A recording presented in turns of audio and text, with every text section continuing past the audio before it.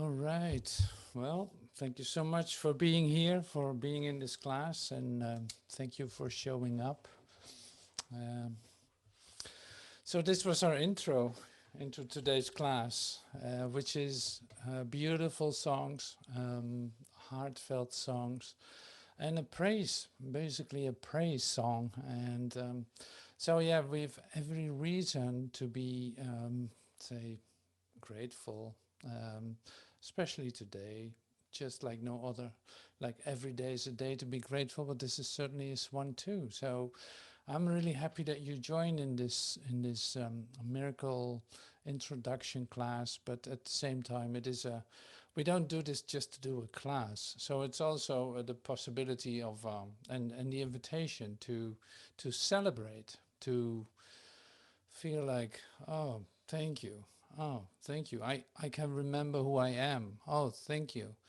Oh, for a moment I come closer to reality, or actually can align myself with reality in this moment, which is so incredible that that opportunity is here. For a moment I just thought that I was in a complete separation, in a complete isolation with myself, thinking that everything that is presented in this world as what I call my perception was my reality. So this is our celebration to to be free of that. And the way to it is a bit of training that we do with the introduction to miracles. Like it is certainly necessary to train yourself, to train your mind, and to discover what is the origin of what I see, and what is the origin actually of where I want to come from, of what is my origin in itself. I want to get in touch with that. So this class is really for that, to realize that, but also to celebrate it. So that's why it took some time to relax into these songs that are actually opening your heart up for like, oh yes, thank you, hallelujah. Oh my God, I'm actually free of the burden that I carried with me for so long. At least now I found a way to come out of that, to have a whole new experience of myself in this. So the miracles class that we're doing right now. So we use the book, the Urtext of A Course in Miracles, the complete 7-volume combined edition. And that means there are 7 volumes in this book. We're only going to use the first chapter of the first volume, so no need to become anxious about that.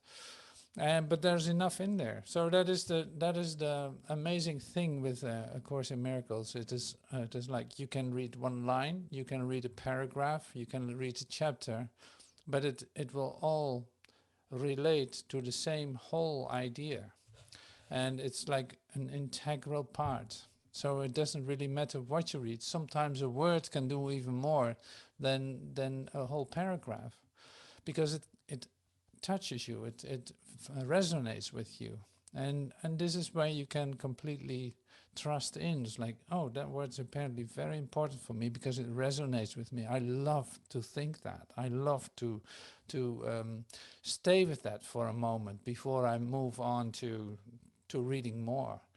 Like, it is not about reading this book from the beginning to the end. Absolutely not. But it is worth taking time to let yourself be affected by what it says.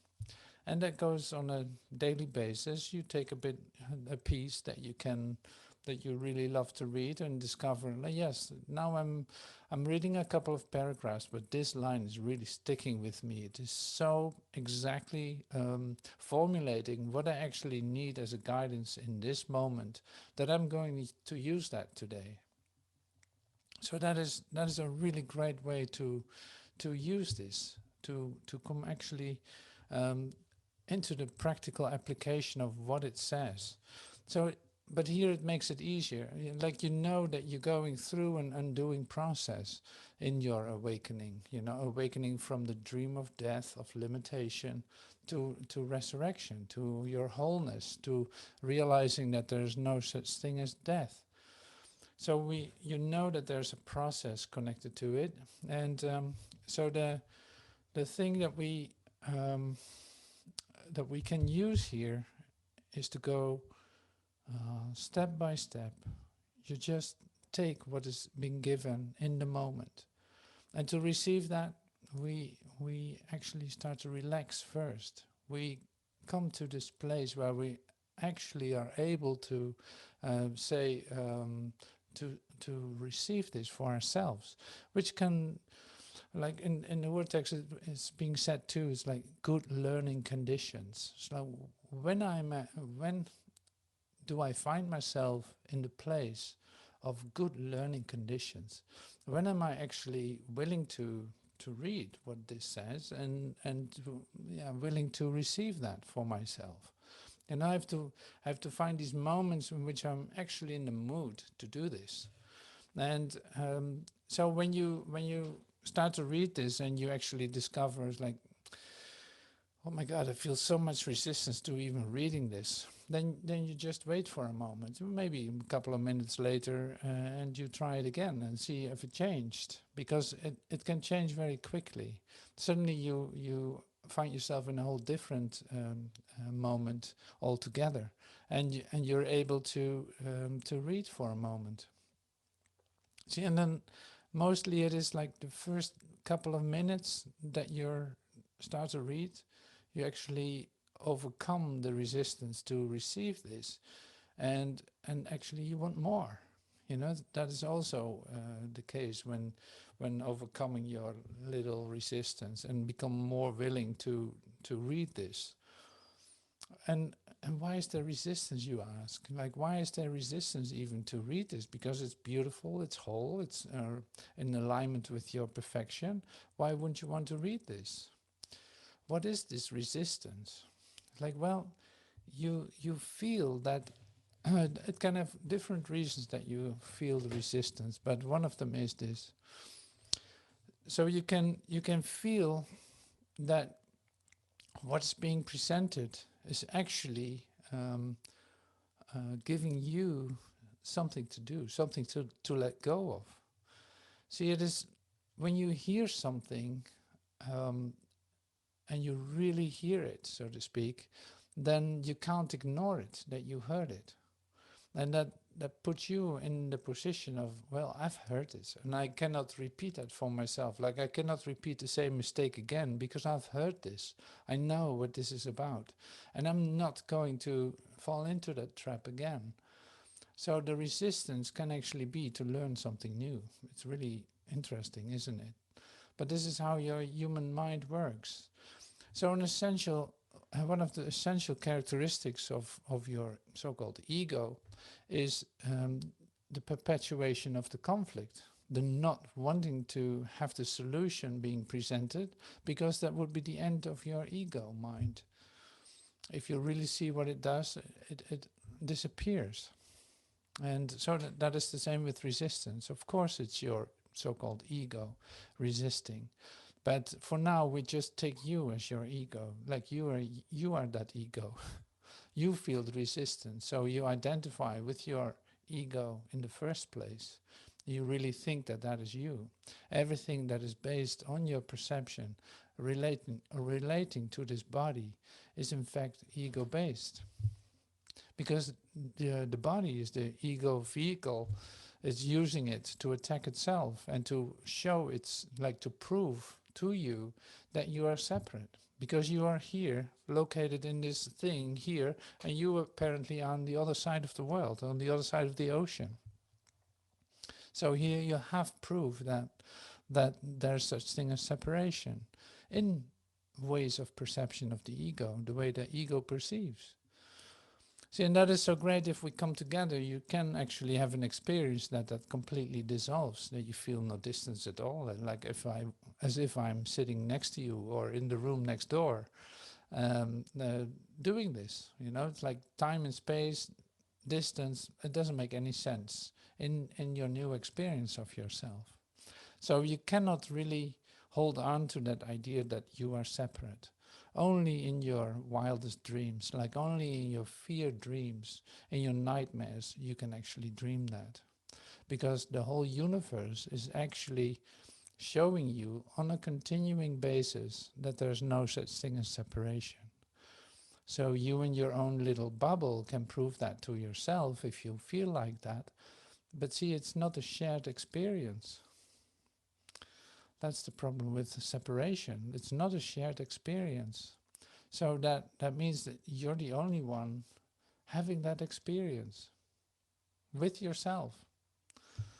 And you can prove that to yourself as much as you like, but it doesn't take away that it is just yours, yeah, man-made. It's made by you, proving to yourself that you're separate, while the whole universe is uniting with every little aspect of creation, including you. So you can never completely prove that you're separate, because you will discover it isn't. And that's why there's always hope in that sense. And like it cannot become completely dark. And I think we're going to read about that too a little bit in the next chapter that in the next parts that we will read. Like you will never be able to completely darken your vision. There's always a little bit of light left over, and that's to your advantage. And on the other hand, if there's a new insight, if there's a new light shining in you, discovering that the darkness cannot uphold this darkness, but is being shown away by the light, then you see that darkness is just an image, it's just an idea that you hold about yourself. It has no real meaning at all. So as a little introduction and maybe a bit of sidetrack, it is not really a sidetrack, but you can say like, well, that's not in the Urtext. And I will say, yes, indeed, but it is too. Is this little piece that I sent out to everyone today about the physical resurrection, like the reality of physical resurrection. I just want to say grab a couple of paragraphs out of that to use that here to show you how your mind is working, how you are creating ideas in your mind that actually dissolve just by new insight. So I'll read the part. You can all read that on the website too, but I'll read this little part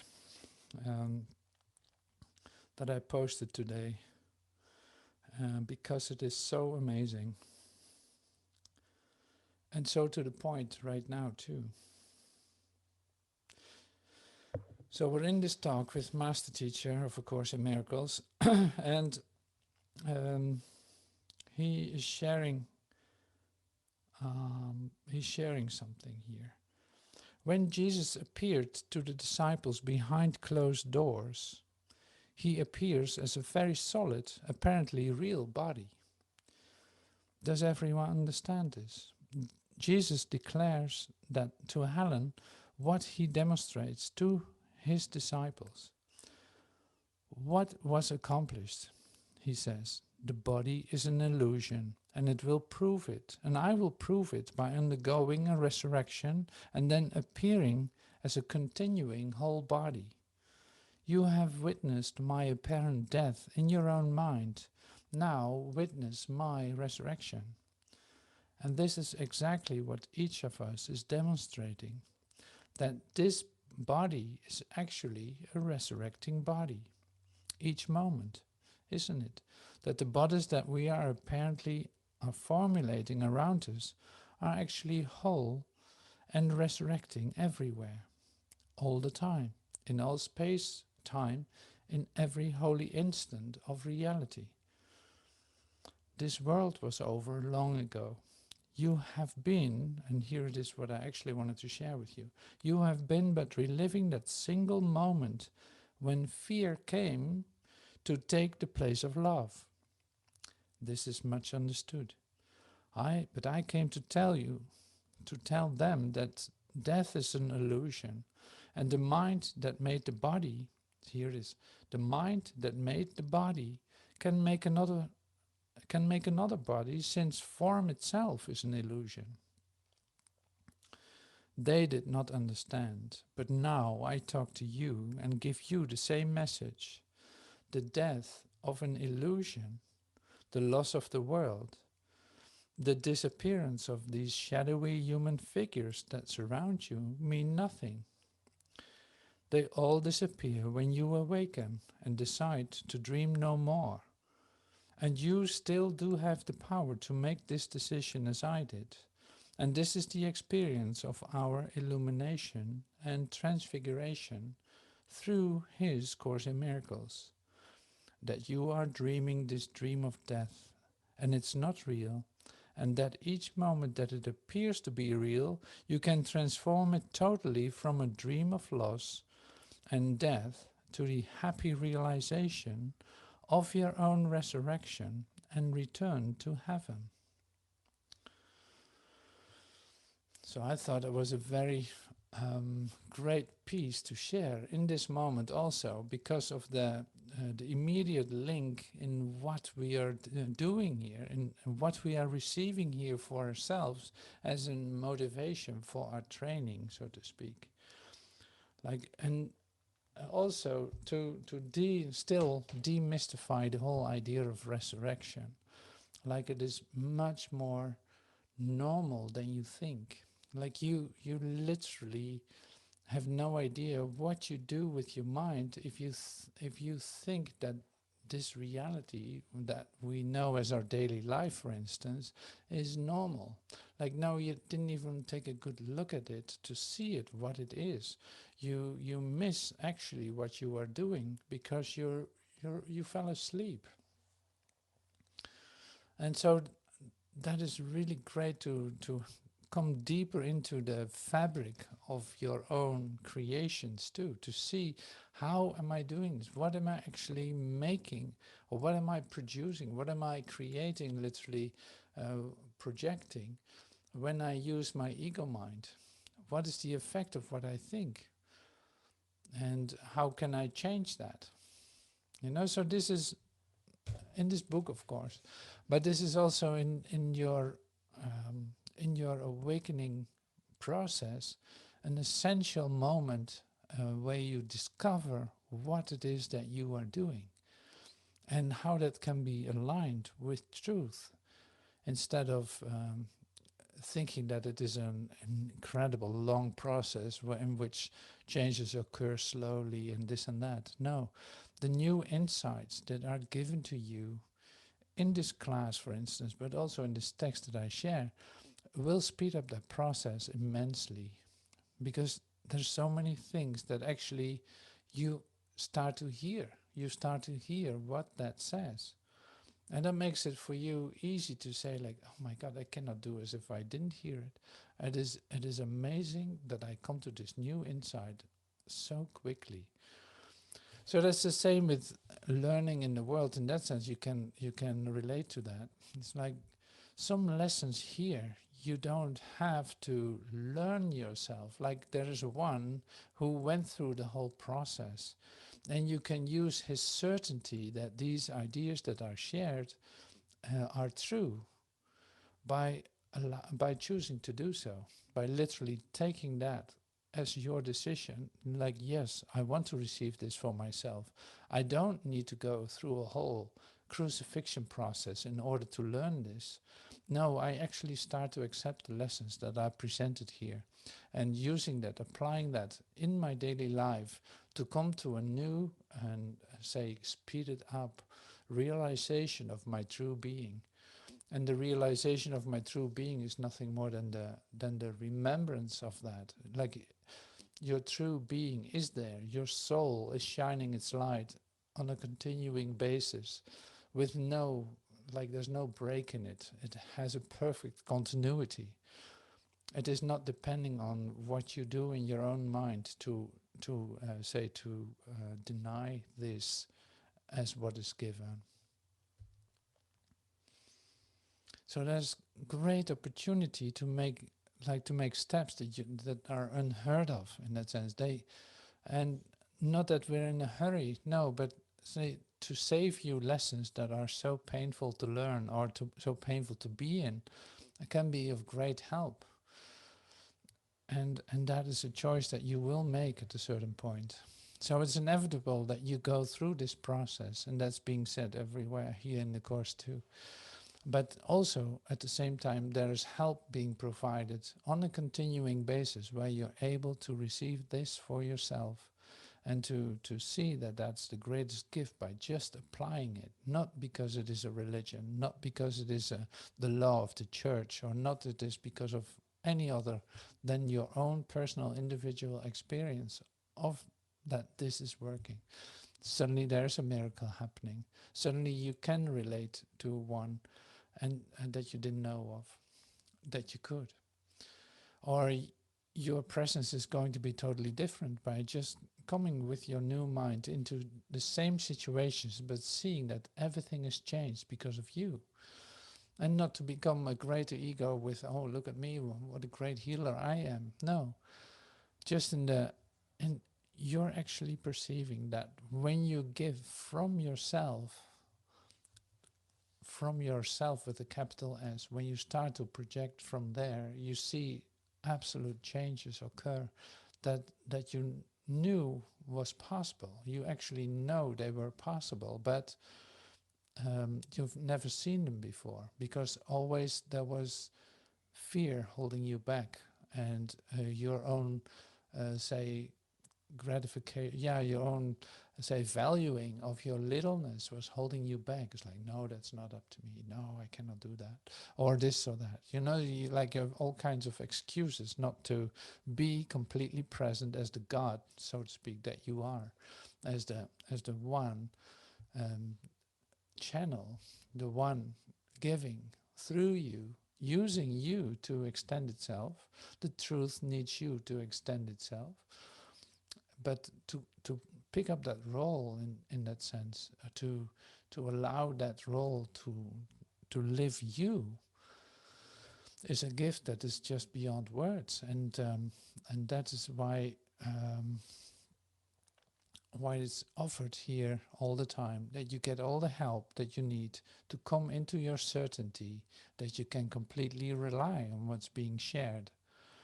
And that you don't have to figure this out. You can doubt as much as you want, but in the end you will learn this because it is actually working. You will find out by applying it.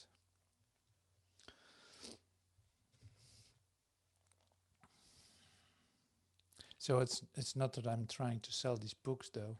It's not that I am affiliated in any way with the with the publisher or anything. Like, I don't try to sell this to you. It is just speaking from my own experience, like, oh my God, I cannot imagine what has happened to me. You applying this what is being taught and extending it to whoever wants to receive it, or whenever I can extend it to everyone. I cannot believe what happened to me in this, how this changed me. It's incredible. It's incredible how quick that actually went. So amazing, so amazing.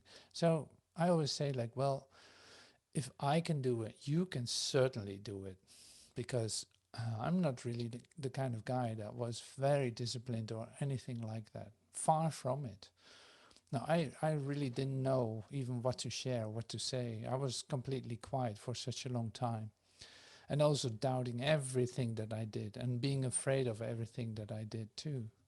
So to see that that can change by just starting to be touched by this, literally seeing that this is changing you, by just allowing it to occur, by sticking with the program, so to speak, by reading, by taking your time for a moment, but also by relaxing into it, that and leaning on everlasting arms more and more and more, seeing that you're completely supported, and having that confirmed in so many situations, that actually becomes obvious that it is reliable. See, this is the experience that is being offered. Just until, see, and this learning is finished when there's no need anymore to have this be confirmed in you. So if you start, they will talk later about teaching too. If you start to receive this for yourself and you start to share it, it will say, validate it. It will grow the certainty of the one who is receiving it and the one who is giving it. That is the miracle of truth. Like that is the expansion of truth. So you start to rely more and more on this, and you see that that grows in a way that you cannot believe either, for sure.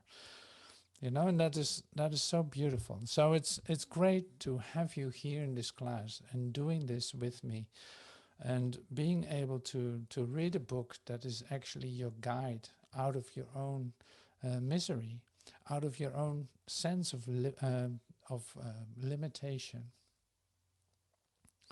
And so that's worth a celebration all the time.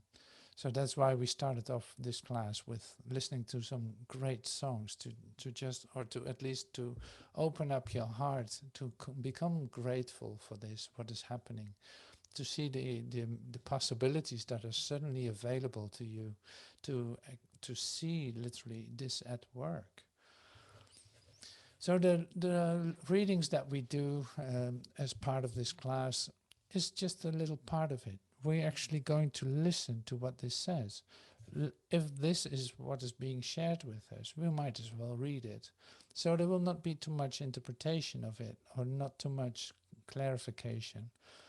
But like, yeah, some parts are very abstract. You have no idea what it's going to say until you suddenly hear it. Then it makes perfect sense. So these things are really nice too. So the instructions and the notes that are given to Helen and Bill in this book, especially in the first 2 or 3 chapters, are also say possibilities to. It is not about them. It is also for you to read that, and that is there's something being shared to you that is actually of help to you. So that's why it is left in here.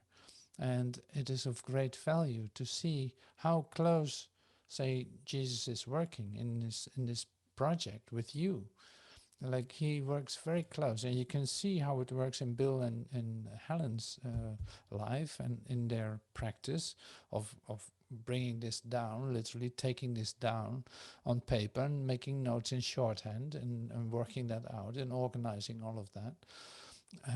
But see, the examples and the notes that are actually given have very much to do with the way how they cooperate. Because in the way that we cooperate, that we actually start to work with one another, you see a lot of the principles that you're actually applying, whether they are of a limited sense or more in a loving sense. So that's why this is very practical, very useful in your daily life too. And just to come to experience the possibility of extension, not to choose for fear, but for expansion, for love, for for extending this. So that is really great. That's lovely about this, and that's why I wanted to share that with you, as an introduction again to miracles, because that is what we do here. So we will start reading in this chapter 1, and then the second paragraph, principles of miracles. And so listening and listening are always two too. So it is like, if you are reading, just try to extend this, what you read, in its fullest, completely. Like, yeah, this is what I give to my brother. I love to extend this. And that's the same when you listen to this. Support whoever is reading completely by listening wholeheartedly and receiving this together, as in literally cooperating in this, and seeing that it really doesn't matter who is speaking or who is receiving or who is listening, or that all really does not matter. So the roles that we are in oneness, in our unity, in the cooperation that we practice here, it is actually that you discover that it really does not matter who is speaking or who is receiving. It is all the same. So that's another opportunity to learn that. It just keeps on going, doesn't it?